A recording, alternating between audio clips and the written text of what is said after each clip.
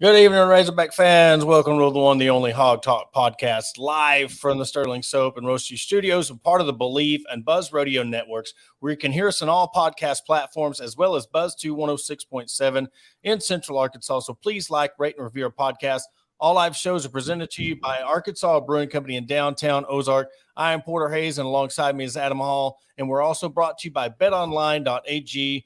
Get the latest odds, lines, and matchup reports for baseball, boxing, golf, and more. BetOnline continues to be the fastest and easiest way to place your wagers, including live betting and your favorite casino and card games available to play right from your phone. Head on over to the website and use your mobile device to sign up today and get on the action. Remember to use your promo code BLEAV for your 50% welcome bonus on your first deposit.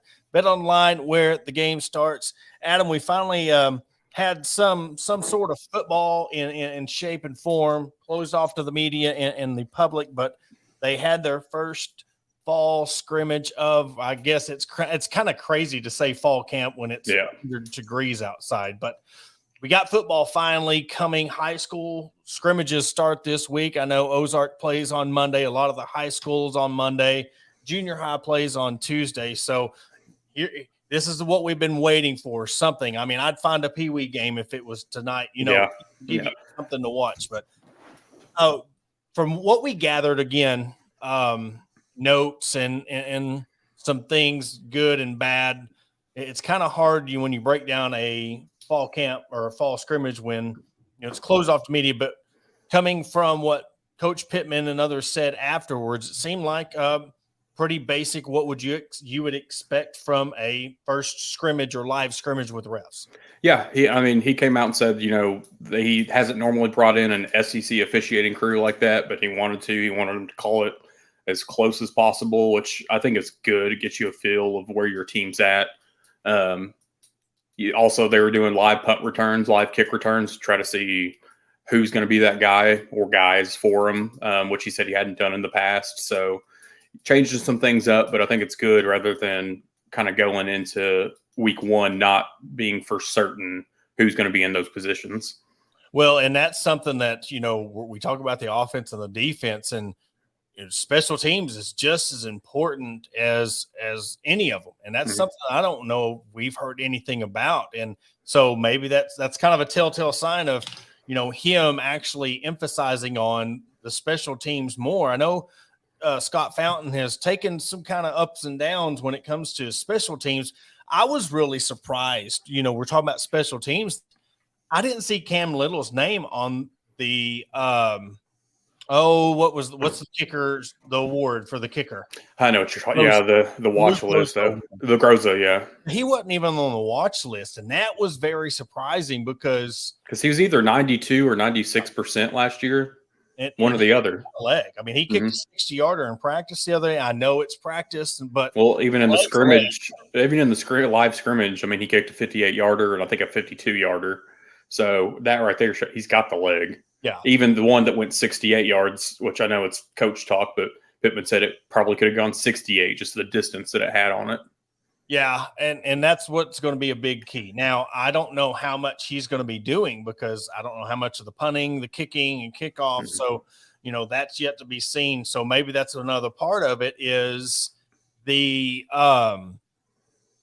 special teams, who's going to be your kicker. Now, I don't know the conditioning it takes to do all three, but I mean, there's be a possibility. I haven't really ever seen him do all three, but I don't know what their depth is what I'm getting at. Yeah, because I mean, we lost Reed Bauer to Memphis in the transfer portal. That honestly, I think, is a fairly big blow. It was a shocker to me. Yeah. But I think I can off the top of my head think of the Aussie's name that we had brought in. As from what I saw from him last season, there's a lot of work just in the leg strength and his schemes of where he was kicking and whatnot. So that's a big question in my opinion, because you need those guys that can position their kicks down at, inside the 20, wherever it may be. Yeah, and especially when you are bringing in a new defense, you want to flip the field and really give your defensive chance to pin them deep into the opposing territory. to really, one, help your offense. You know, you've got an offense that, especially if you're relying on a run game first, we know that's what their MO is going to be, no matter what kind of passing game, whatever, you know, they're going to be doing. So if you can really flip the field and really get into the 40, 50, you know, starting at the opposing 40 or your own 40 in that pocket from 40 to 40, that's really going to help, opposed to you're starting from your 20 all the time. And having a good special teams, a lot of people don't think about that. That has a lot to do with it. Oh, definitely. I mean, it's came back to bite Arkansas in the past with field position when we've had botched punts or, touchbacks, whatever it may be, when we can't pin them. I think that our return games, both kickoff return, which kickoff return these days, I know is a little different than the past with the rules that have been implemented for player safety and whatnot. I don't think you see as many kick returns anymore, but to be able to have that guy that could flirt with coming out of the end zone is always great to have. I don't feel like you see as many running backs anymore in that position. Yeah, you don't have D-Mac. You wouldn't have Rocket Sanders and Dominion back there like when you had D-Mac and Felix Jones. But I think a lot of it is because if you're moving the kicker up and he's kicking a lot of them in the end zone, what's the point? I mean, there's that chance, that one fluke play where, the defense is always taught to run through the play and run into the end zone, sprint.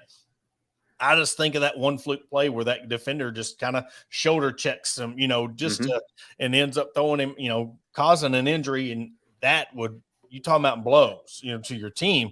You have Rocket Sanders back there, or even Dominion. You've got, that would really hurt this team's running attack. Oh, definitely. And it's one of those, I mean, I look at somebody like Bryce Stevens he did well in punt return for us. I think it's his, if they're still looking at that, his to lose. Now kickoff returns, I think you're going to get maybe him and another younger guy out there just to get them on the field. But we'll see coming in 20 days. Yeah. And I did have to laugh on the defensive side of the ball. They said Jalen Lewis had one interception, but it came after the play was blown dead. I kind of got a little chuckle out of that one because it was like he had an interception, but we'd already blown. It's almost like KJ didn't have any interceptions at all. It's kind of and that's one thing too. Like listening to, because it was ones versus twos versus ones on both sides of the ball. But one of the things that was out there with what Pittman was saying was the offensive line didn't look that great.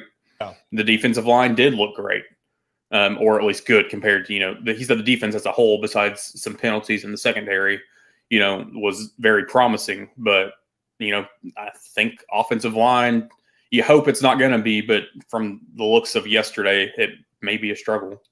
Well, here's the thing. You got to remember that the teams aren't padding up and hitting full speed until, they put pads on last week? Mm-hmm. So even then you're doing drills. So, you're about 75, 80% on your effort. You're not really, and that's what surprises me when I go watch these high school practices and stuff.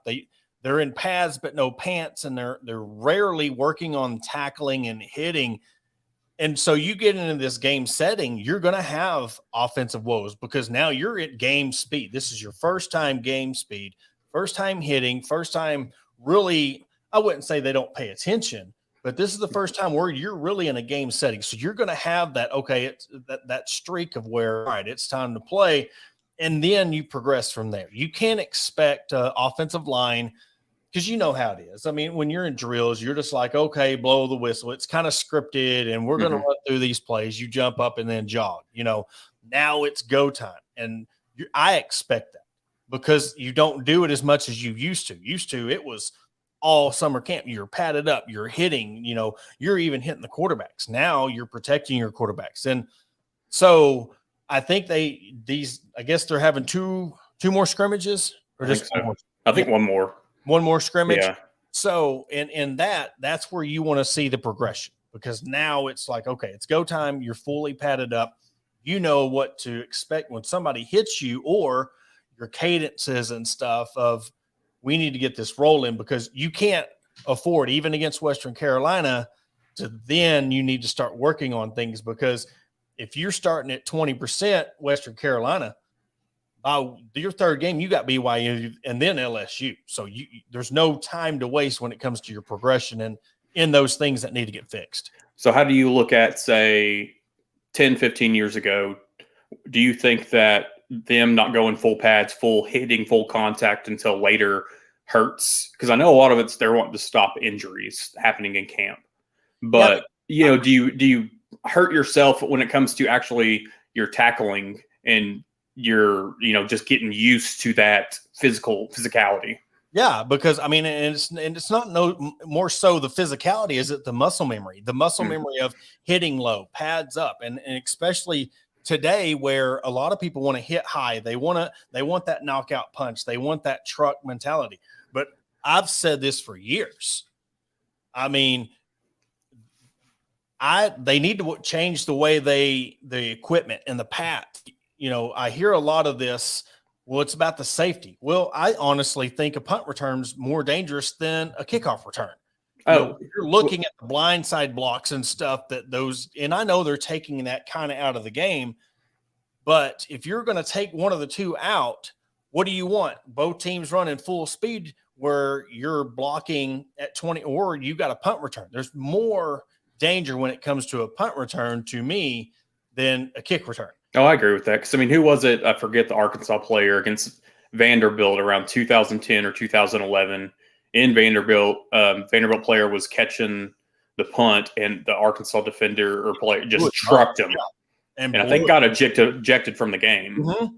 But I feel like you definitely see that more on punt returns. Still, because you really don't see circa, was it 2014 or 2016 Arkansas and Florida when Dewop Mitchell laid out one of the Florida players on the kick return. You just yeah. But and you miss it, and I understand the safety of the game, but I think I've worked in a safety industry for a long time and corporate industries and oil field and stuff, and it's almost like, somebody driving 10 miles under the speed limit is just as dangerous as driving 10 miles over the speed limit.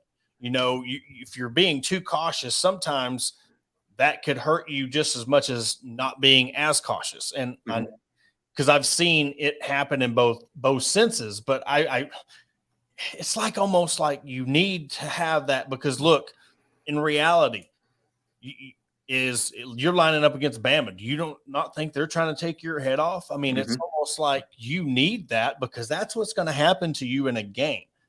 Conditioning, all of that stuff. If you're not conditioned, because look, I work in the heat. I work outside every day. I know it sucks and no getting used to.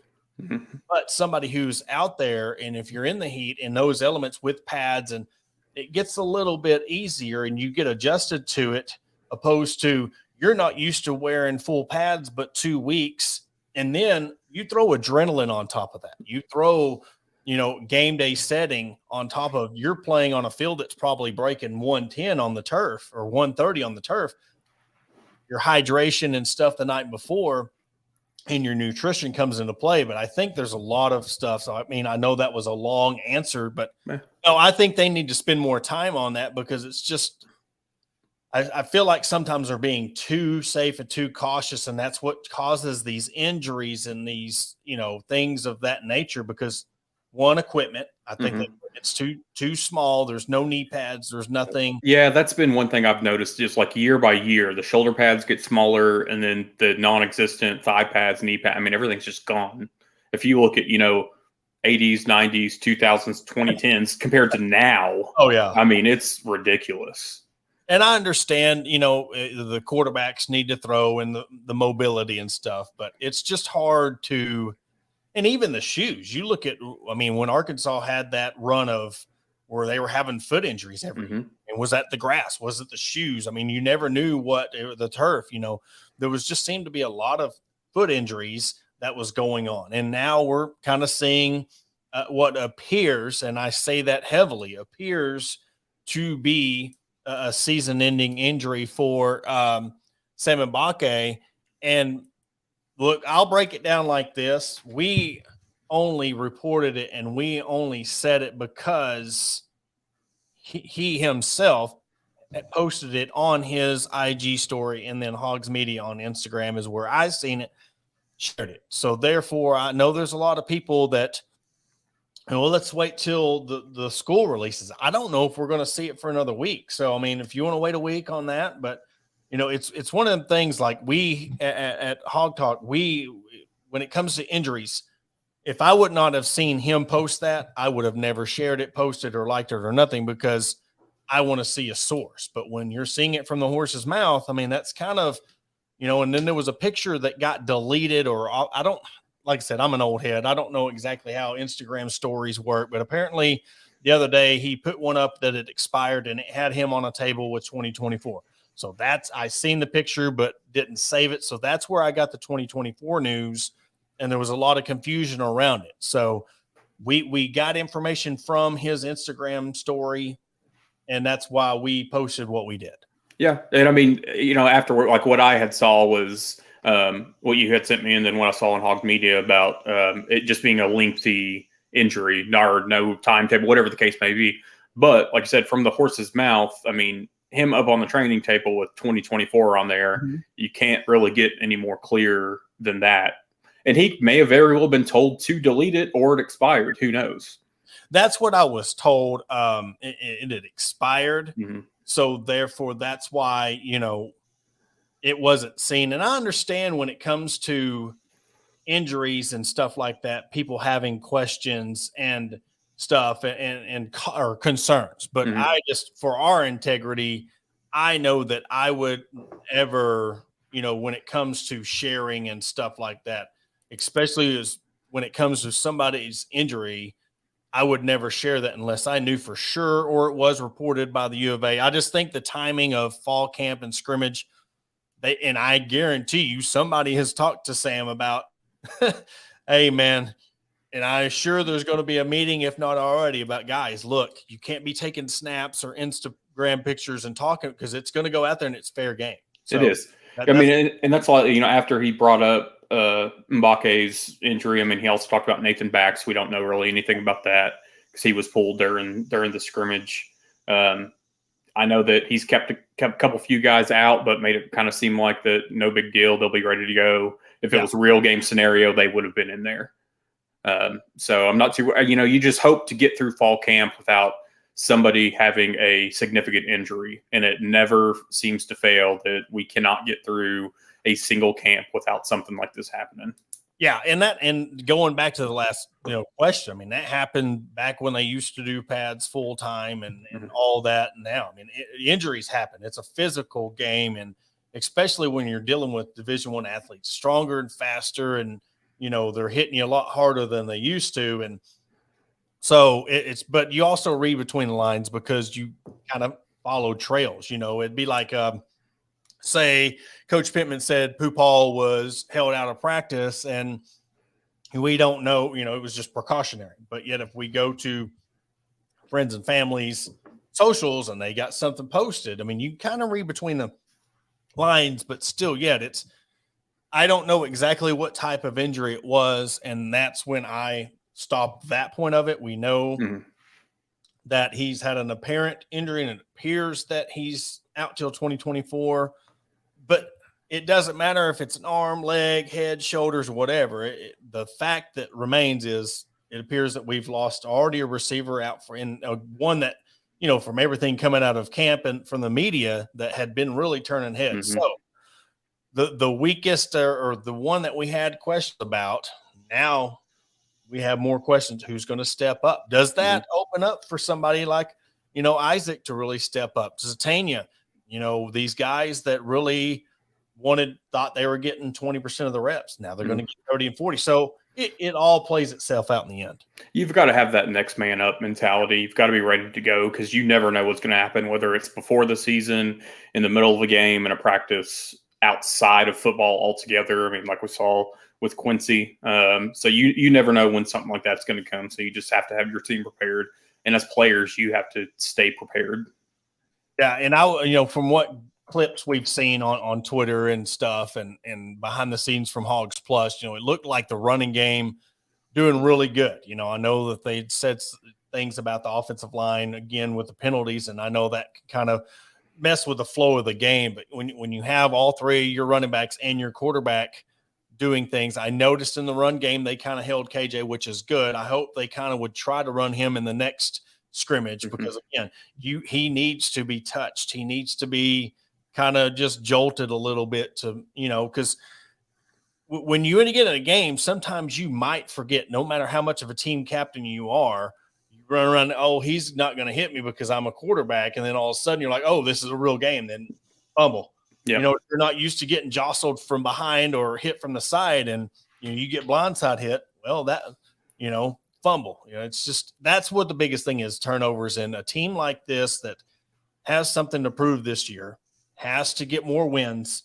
You can't be turnover heavy because you're already playing as the underdog role. We're seeing you're picked 5th in the West, so. That shows you what the coaches and the media think that the team's going to finish. So, you got to go in there, you got to bring your A game. Western Carolina game could not get here fast enough. And I don't know. What are your thoughts on the very first game of the year being played in Little Rock?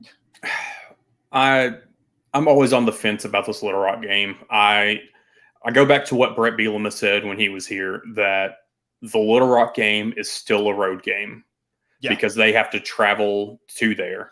Whether it's 3 hours away, whether it's 10 hours away, you're still traveling. You're still kind of outside of your norm.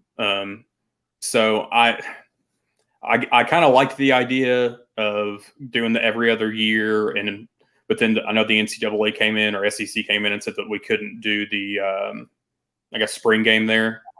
And so that kind of took out what they were going to do with like Missouri there and then the spring game there. But I would rather a non-conference game be there than an SEC game be there. Yeah. If they were going to have to play a game there, let it be a non-conference. But I tell you what, and this is just nostalgia for me, there was just something about the LSU game in War Memorial Stadium. But a lot of that had to do with the success of the team and the winning. And when they were good, the games in Little Rock were amazing. I mean, that's just, it's a whole different ball game opposed to when the team's not winning. Now, all of a sudden, the Little Rock games don't mean as much. Oh, yeah. I mean, was it, I hate to bring up this, did we play Toledo in Little Rock in 2015? Oh, I don't know. That we lost. I mean, we've also lost some games there that we shouldn't have. So yeah. I know there's been some big ones that we have won. I mean, obviously the Miracle on Markham's are burned into everybody's head. Well, and it seemed like ever since Nutt had a 8-0 record in War Memorial, something like that. And I think after that, of course, in the Petrino years, but it all had to do with the sex. And I brought the question up, but I think a lot of people are starting to waver because, if Arkansas was a team like Bama or, Tennessee or LSU or Auburn, they were set. Every year we're competing for the first or second spot, and you could afford the recruiting of it. But you can't. It's just like you need every chance you get. But then again, now here comes the transfer portal. And I think another thing though that kind of, and maybe this is also what kind of leaves a bad taste in my mouth with the Little Rock games, is the fact that we also have to play in Arlington. Yeah. So it's one of those that I think that A&M and Arkansas need to go back to home and homes. Yes. Be done with Jerry World. If you want to keep War Memorial at that point for one game, great. I have no issues with it. But then you get into those seasons that we've got a game in War Memorial and we've got a game that happens to be our home game in Arlington. There's 2 games away from Fayetteville that you are going to have recruiting issues at. You could have guys visiting in Fayetteville that you're not going to have now.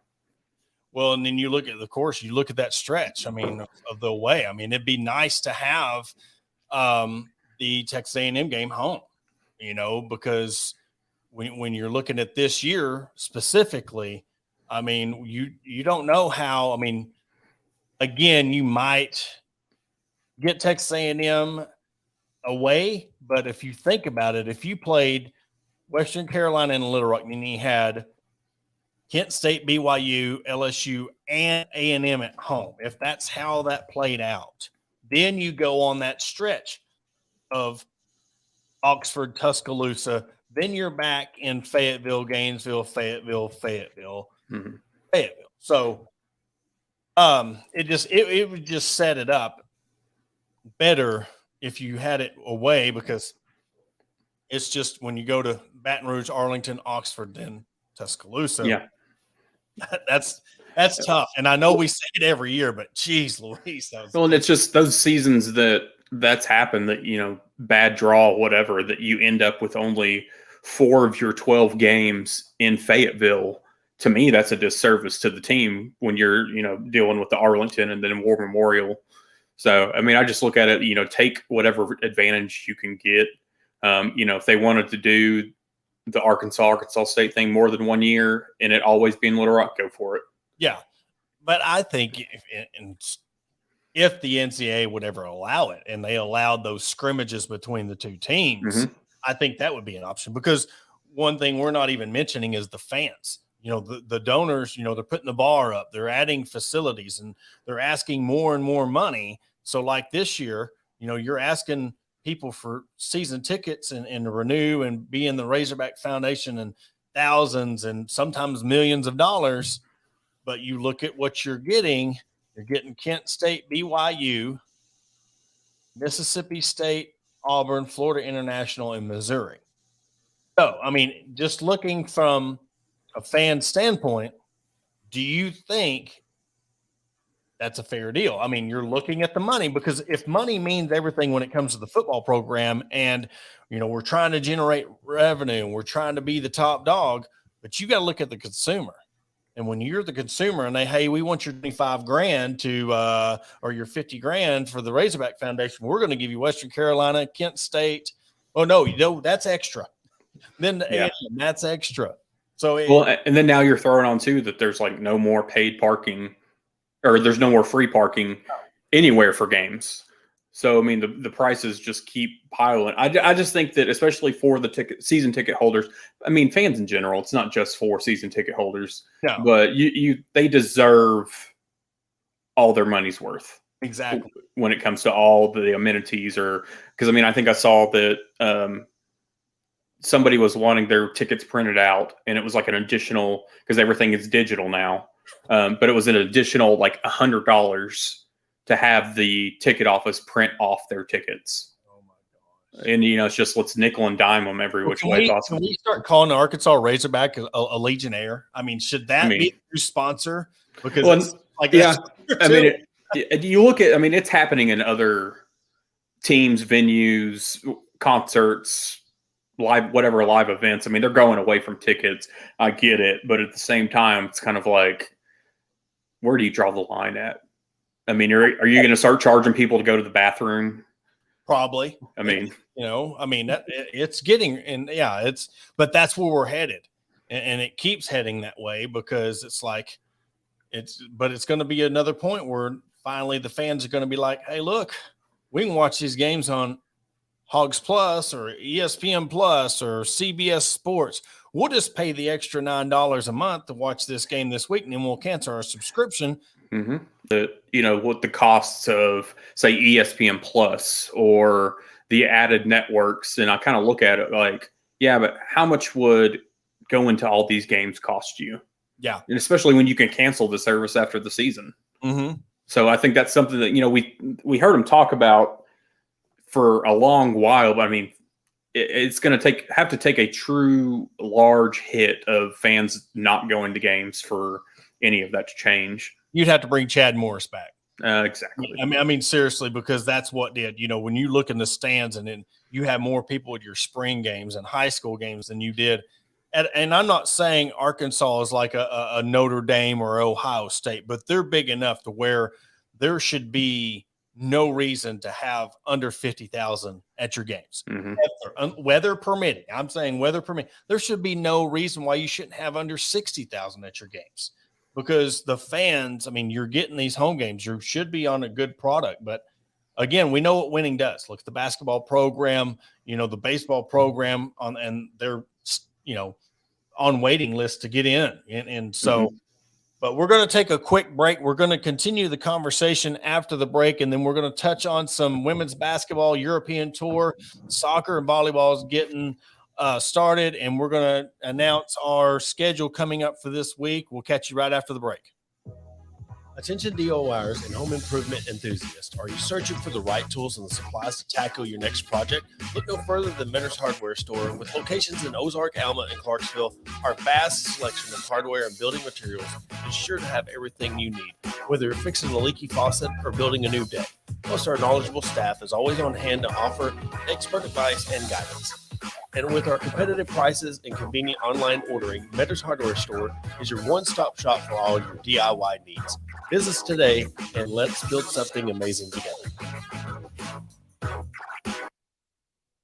Are you in need of legal representation? Look no further than the law offices of Robertson, Beasley, Shipley, and Robinson. As a law firm in the River Valley, we have been serving our clients for over 100 years, with locations in Ozark, Fort Smith, and Springfield. Our experienced team of attorneys provide expert guidance and advocacy in a wide range of legal areas, including personal injury, family law, criminal defense, and more. Trust in our history and experience to get the results you deserve. Contact the law offices of Robertson, Beasley, Shipley, and Robinson today at 479-782-8813. That's 479-782-8813. Are you looking for a place to grab a cold drink and some delicious food? Look no further than Arkansas Brewing Company. Located at 201 South 1st Street in beautiful downtown Ozark, our establishment offers a wide selection of craft beers and tasty eats. But what sets us apart is our welcoming atmosphere and friendly staff. At Arkansas Brewing Company, you'll always feel like part of the family. So visit Destiny and Christopher Brockett and staff today and see for yourself what makes us the go-to spot for locals and visitors alike. Arkansas Brewing Company, come for the drinks and stay for the friends. Searching for premium brewery products that will take your daily routine to the next level? Look no further than Sterling Soap Company. Our handmade soaps, aftershaves, and balms are made with only the finest ingredients that give you the ultimate grooming experience. With a variety of scents to choose from, there's something for everyone. Plus, our products are crafted in small batches to ensure the highest level of quality. So why wait? Visit www.sterlingsoap.com or visit our retail store at 16 West Walnut Street in Paris, Arkansas. Shop our collection and discover the difference for yourself.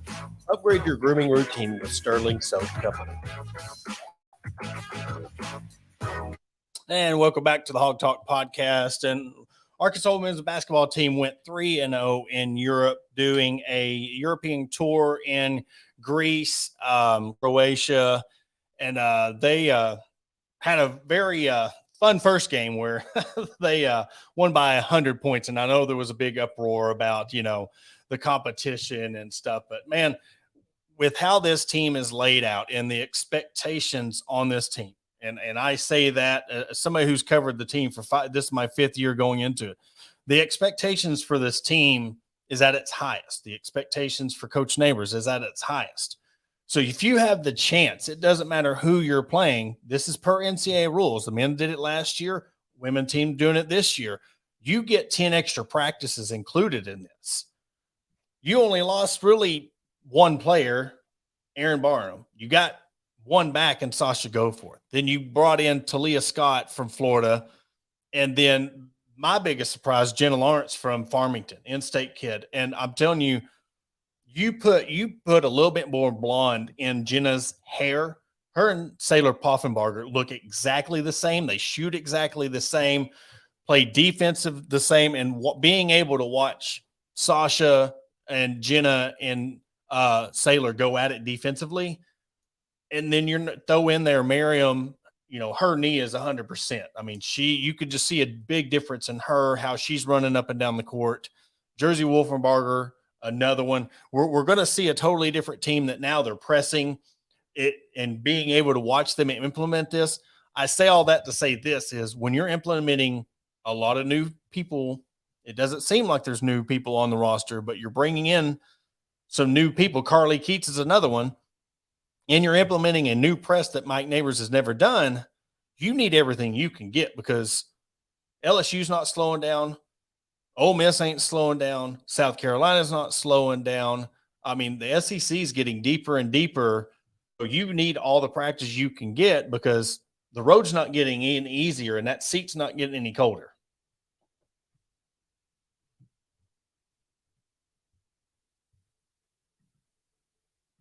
Comments, because I looked at it like this. It's a trip to Europe with your teammates. You're playing players that you don't have to see day in and day out in practice. And, it's just a completely different atmosphere. You get the extra practices. Oh, yeah. And while they were there, too, we got a commitment for next season from the Netherlands. So let's not act like that there was, that wasn't a part of the whole deal, too. And then we brought back Christina. They brought them back with her when she got done playing with her country.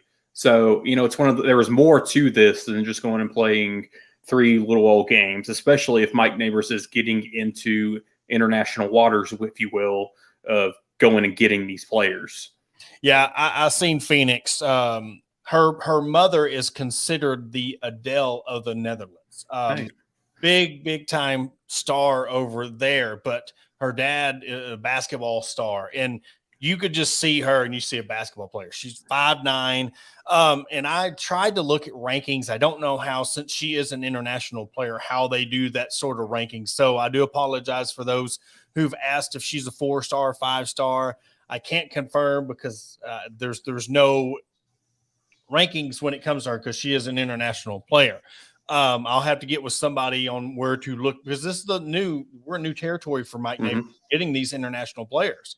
You see a lot of this in the JUCO world, getting Australian players, Brazilian players. I know Oregon's done it with Sabali and other schools, but this is new charted territory for Arkansas. But that shows the growth. That shows that, again, we're starting to get, if you get these kids on campus, if you get these kids to come see, and you're looking at the excitement, you got to, and she is a 2024, so she'll be here next year playing. So if you look at the roster this year, how it sets up, Michaela Daniels will be the only one that really is, unless something happens and you have some lose to the transfer portal. But I'm telling you, if this team has a full year together, they make it a tournament, win a couple of games, they could do very well easily. Then you're just replacing Michaela with Phoenix, and now you still got Talia and Sam in the backcourt, along with everything else coming back. This team's just going to get stronger and stronger. And the rebounding, you're running a different set. You have the length with Miriam and Jersey and Jenna and Sailor and Sasha. I think that something, especially with Jersey, like Sailor coming in, Jersey kind of got pushed to the back a little bit. So I think that to get her on the court, you've got to move her with her height and her size to a more post position. Because I know since high school, she's been mainly a guard. Yes. She went down low, at Northside, but a lot of that's just because she's 6 to 8 inches taller than everybody else. But my only issue or concern, it wouldn't be really an issue, is her matching up with the size of a South Carolina when it comes to post play. But who knows? That's a long time from now. So, it could be completely different come December. Yeah.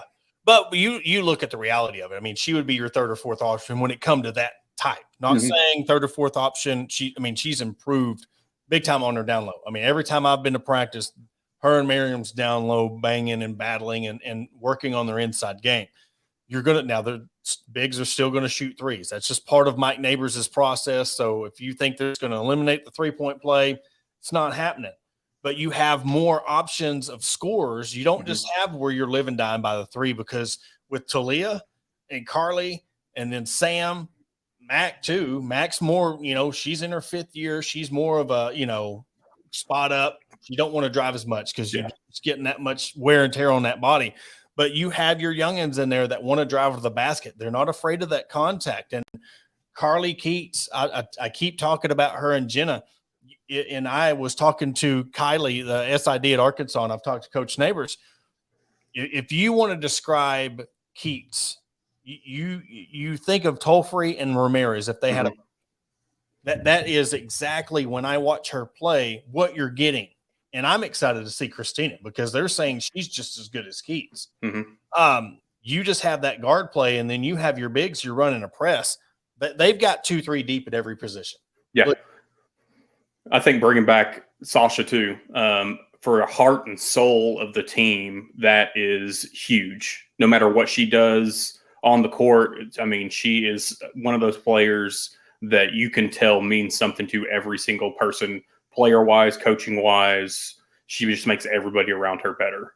And when you look at last year, you look at when you had someone like Saylor, all SEC defensive player. She got in foul trouble in the first quarter. Who was coming in behind her? You didn't have somebody her stature because Erin was already on the court. Mm-hmm. Erin wasn't really full 100% on her knee. You could tell that. You could tell that in the tournament, in the SEC tournament. She just wasn't confident on that knee. Now, you look at this year's team. You've got an all-defensive player in Sasha. Go for it. So now you're not putting as much pressure when you're saying, well, I can't play this way because who's behind me?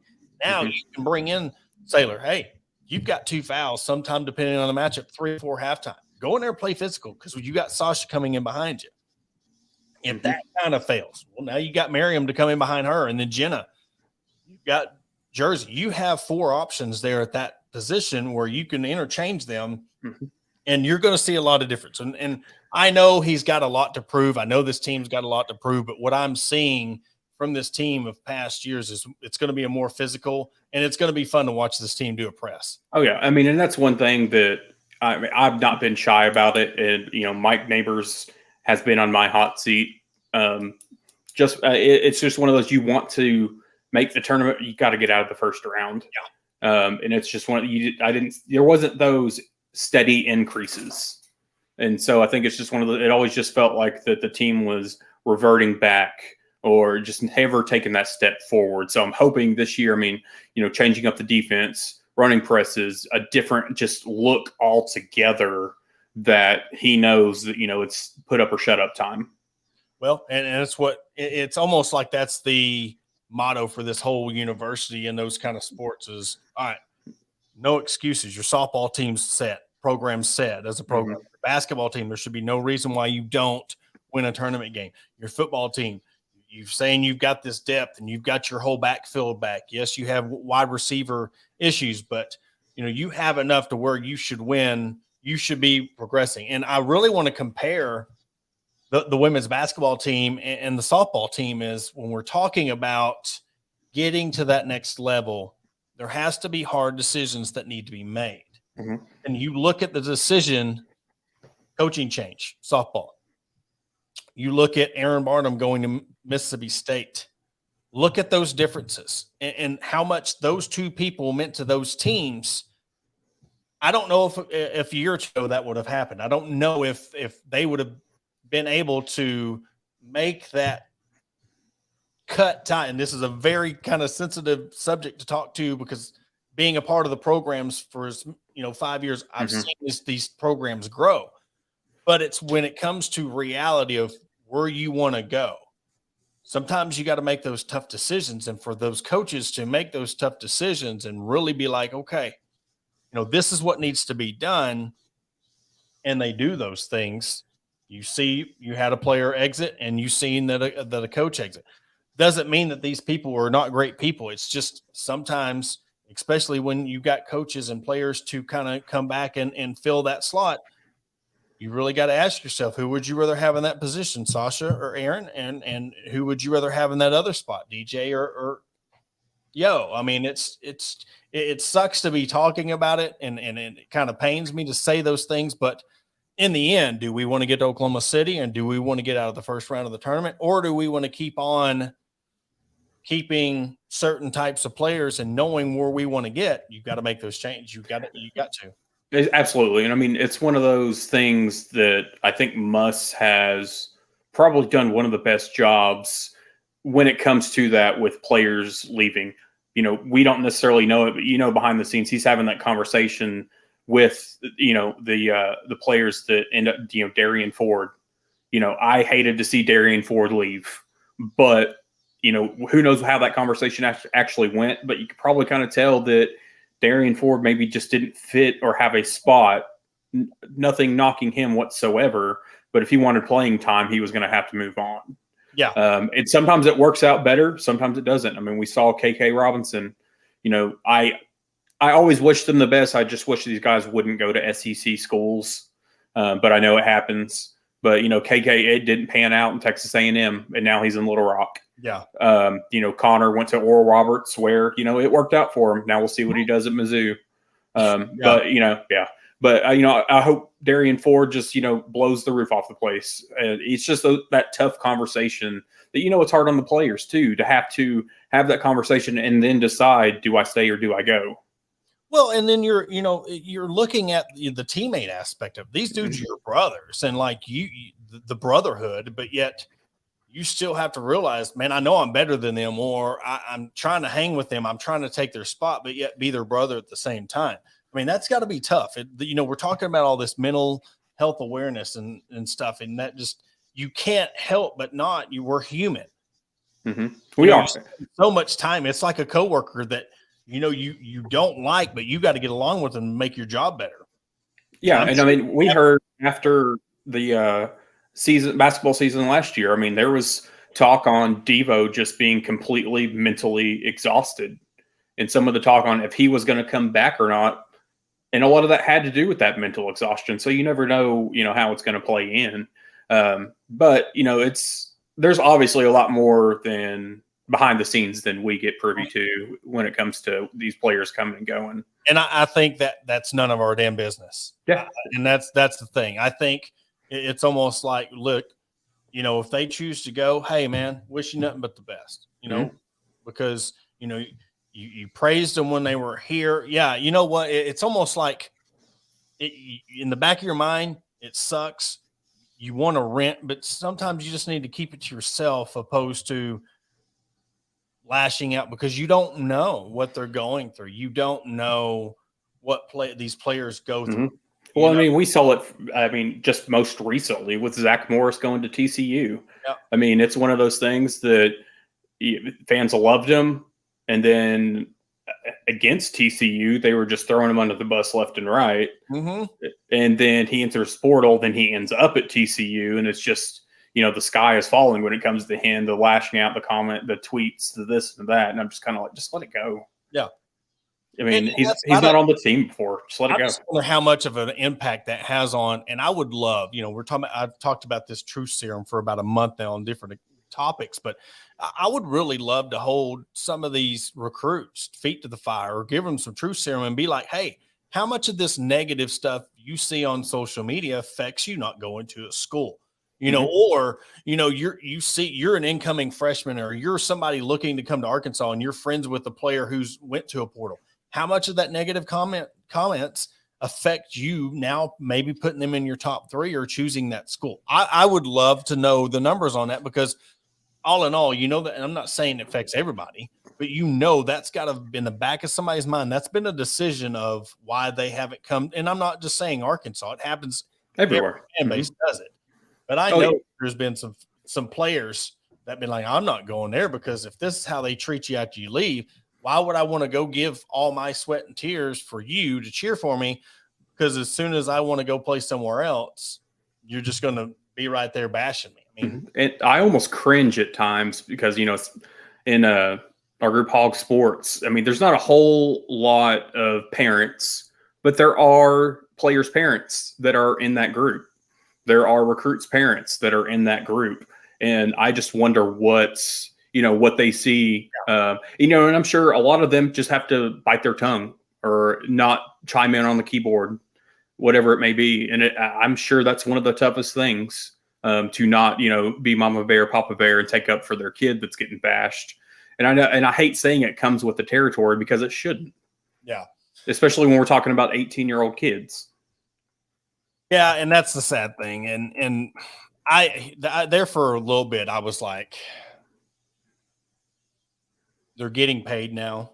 It's more of they're not an employee of the University of Arkansas, but a lot of it is, they're wanting this money and they're wanting to go to these schools for this money. So it's almost like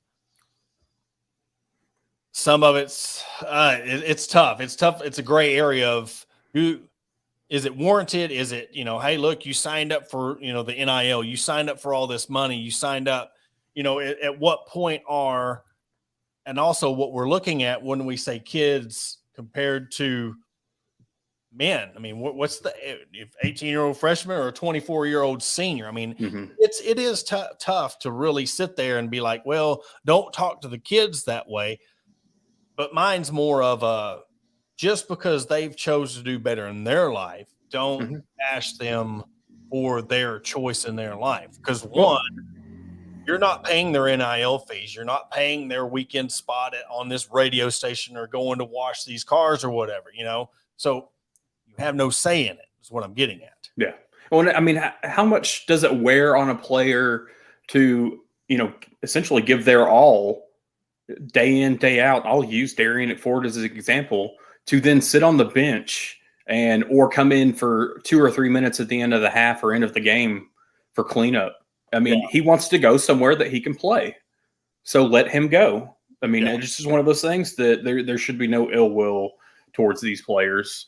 I just make the comments about them going to SEC schools because, I just figured it won't fail that they'll come back to Fayetteville, play a game, and have like the best game of their career against us, which is always possible. But it's happened before in football. Yeah, it has. So, you got to look at it as, it stinks.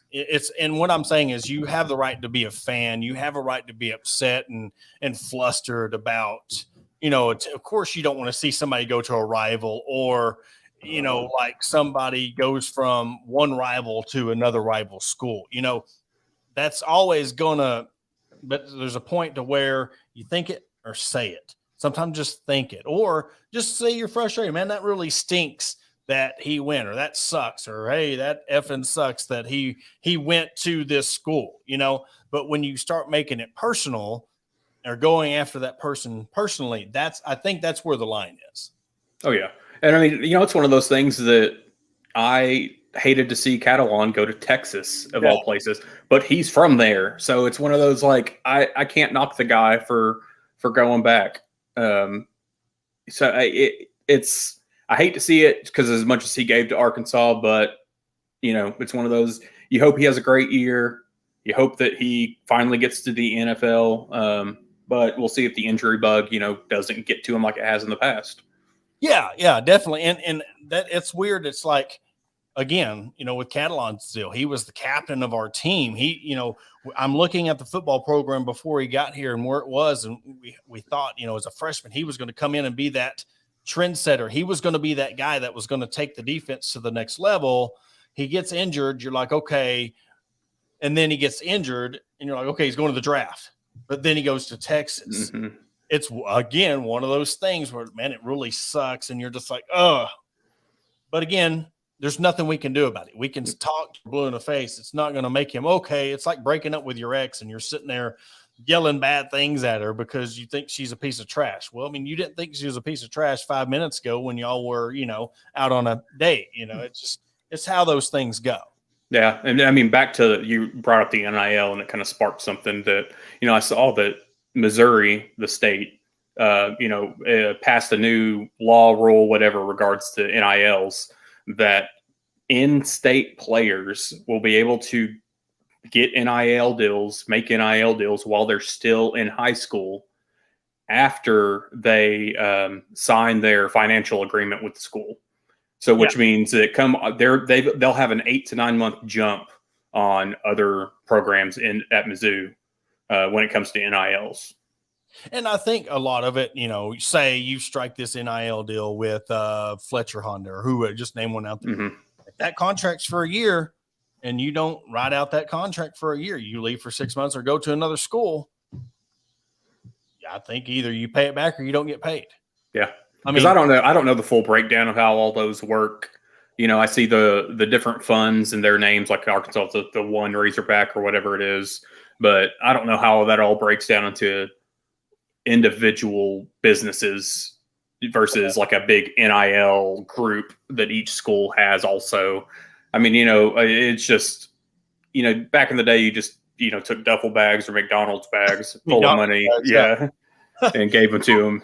I know. And I'm not going to mention sport, name, nothing. I'm not giving any kind of hints, but I know I seen the receipts of a player that was playing for an Arkansas team, portaled to another team, and when they got to the other team was still trying to hit up the Arkansas NIL deal, wanting their money.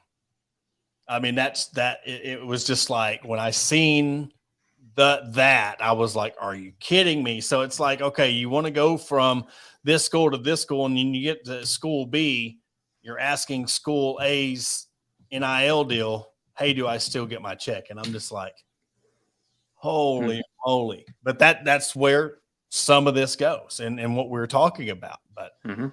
But anyways, we're going to switch things up. We're going to kind of give a what we got coming up. There was a comment up by Michael Hudson about the Razorback hockey schedule. Yes, we have seen the hockey schedule. They start off the 8th and 9th against Oklahoma State University.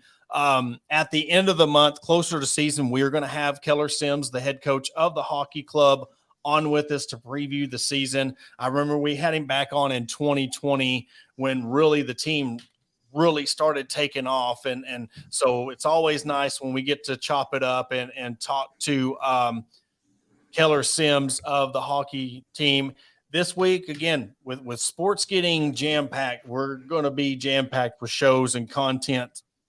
We've been floating around a bunch of ideas to be able to bring the fans' daily comment, such as probably within the next couple of Mondays, we're going to start a Monday mailbag where off of our Sunday show or throughout the week, if you have any questions you want us to answer, anything, you submit it to our DMs, either Adams, myself, or our Hawg Talk, Facebook, Instagram, Twitter DM. We will read them on air and discuss them. We've also got a lot of episodes where we're going to be interviewing players and coaches from various teams around Arkansas. And then tomorrow, we are going to be making a big announcement. We've partnered up with a local Fayetteville business. We've got something really cool. Again, not giving any kind of teasers other than it's a Fayetteville business we're going to do something really cool with. I can't wait to announce that tomorrow. So be tuned around lunchtime. We'll throw that out there. And then also we're going to have this week, Jason Watson will be coming on tomorrow from the volleyball team previewing their season. And one of the oldest club teams, or the oldest club team, I should say, at Arkansas, the Arkansas Rugby Club, we will have them on Wednesday. We'll do no show on Tuesday because I have a benefit game going on, but that's what we're looking forward to really trying to do with the coming weeks and into football season, doing a Friday preview show with a writer from the opposing school. So Adam, I hope you've got your seatbelt buckled up, your TV tray in the upright position, because things here are about to take off. Believe, really want to thank the people at Believe, Cam and Braun and Lindsay, Jessica, all the people that have really made this show and really helping us out. We are about to expand our coverage. We're going to start being on Alexa. There has been talks of possibly being broadcasted on Fubo TV. Believe Sports and Believe Network have a channel on Fubo TV, which you have on your Roku TVs. So Hawg Talk's about to be in a lot of places. There's a lot of things going on. Just short clips, promos of our show. So stay tuned. It's going to be a wild ride this season. And I'll tell you what, with the way football, basketball, baseball, all the women's sports going on, it's going to be a fun year. Oh, yeah. There's a lot coming up. I'm ready for it. I'm glad it's here. We're finally here for football. Again, like I said, it starts tomorrow night with high school football. Tuesday, you got junior. And I know it's scrimmages, but, man, it's fun to go out there and see the kids get to hit and get out there. First time you actually hear with your own ears those pads smack is great, yeah. I always said that the baseball, when you get a hold of a baseball with a wood bat, just hearing that crack. And sometimes those football pads just ring something clear. Oh, yeah. Adam, you got anything else before we wrap things up? Oh, no. I'm just ready to get the season here. Hope just everybody stay safe, get ready for it. The cool weather will be here soon. I hope so. Yeah. Our buddy Zachary Hall, the storm chaser, he's always talking about we're at Devil's front porch right now, and I believe it because I was outside in the garage for 20 minutes, and I think I sweated more just sitting down than I did working out. So, well, for Adam Hall, this is Porter Hayes again. We're brought to you by Bet Online and the Believe Network, presented to you by Buzz Radio Network. We will catch you tomorrow night when we have Jason Watson coming on at 7 p.m.